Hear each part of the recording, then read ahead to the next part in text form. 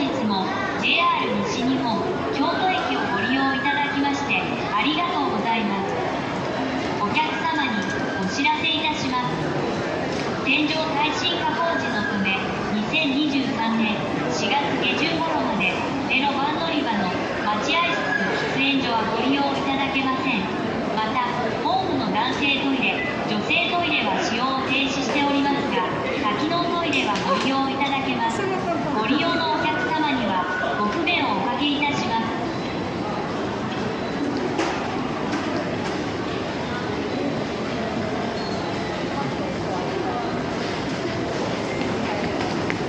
お客様にお知らせします。ただいま目のバン乗り場では耐震補強工事に伴い一部階段や通路が狭くなっているところがあります。ホームご通行の際は十分ご注意ください。